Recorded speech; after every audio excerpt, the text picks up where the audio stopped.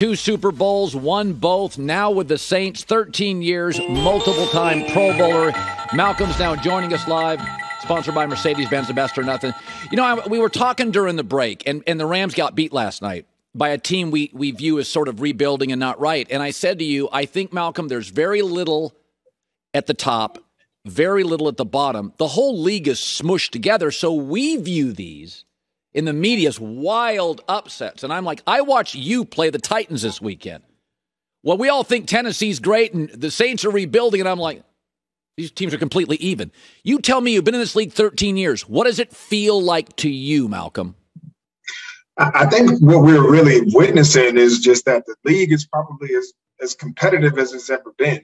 There's not really a game where you walk on and, you have your underdogs or your favors, but really when you watch teams on paper, any team can get beat. And we've seen it. So many upsets that we've seen. Like, how can this team win? I think that the league is actually very competitive to where each week, you have your teams that are a little bit more consistent than others, but really any team that walks on the field has the opportunity to win this year in an AFC and an NFC, which makes it, I think, more entertaining. It definitely makes it more competitive. It's going to make for the end of this season is going to be very dramatic when you start to see teams trying to move into position to get into the playoffs. But from a viewership standpoint, there's been a ton of overtime games, a ton of great games to watch. It's just good football.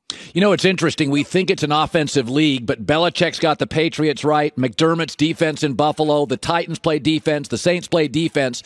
You're a defensive player, and they're taking all the rules and making them harder for you to defend.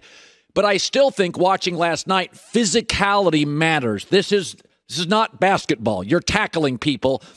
This weekend with you in Tennessee, I felt like I was watching 2 incredibly physical teams. Physicality, do you feel it's been taken away from you, or it still matters?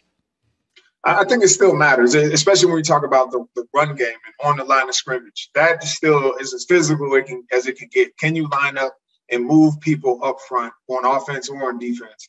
I think where we're trying to take some of the physicality out are those long-range, full-speed collisions that we see mostly coming from secondary players in the pass game, which I think we have over the years really cleaned it up, but it just makes it very hard for defensive players to, we're talking about bang-bang plays, to keep everything legal.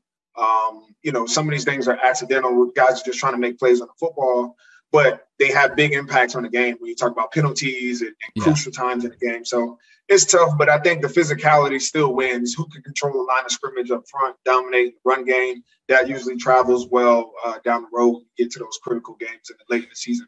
I want to ask you about 2 quarterbacks. So everybody is bailing. Everybody says Jalen Hurts, it's not going to work. And I keep telling Joy, I'm like, all I know is this.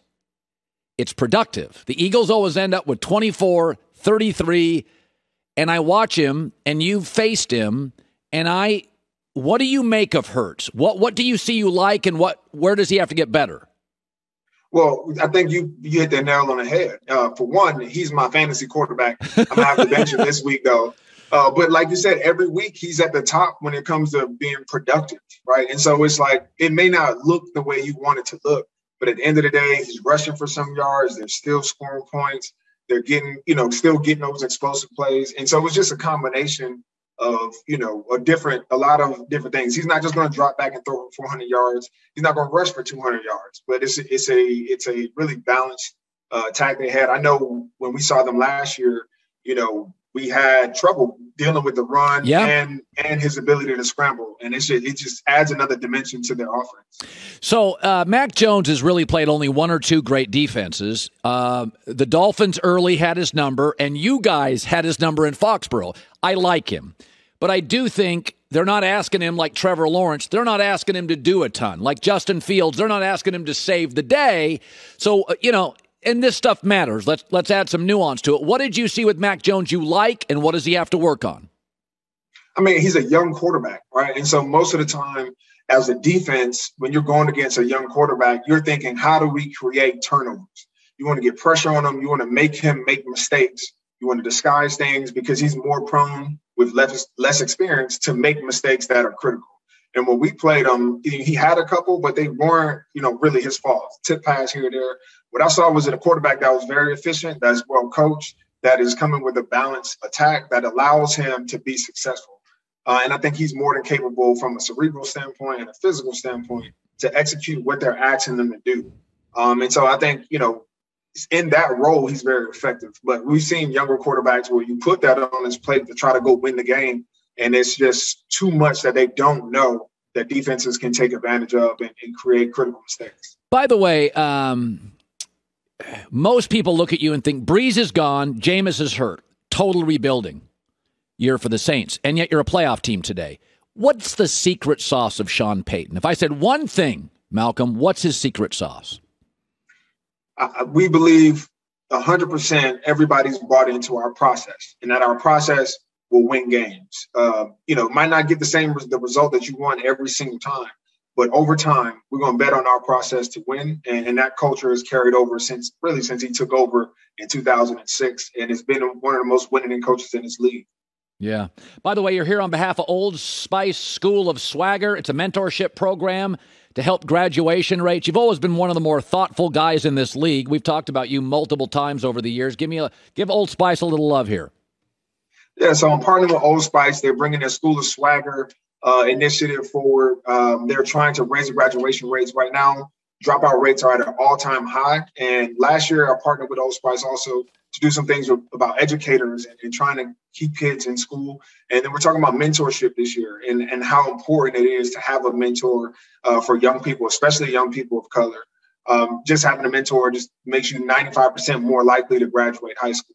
I know how mentorship was a huge part of my life on every single level, from being a youth to high school coach to Jim Tressel, the football coach, and even to some of my peers in the NFL.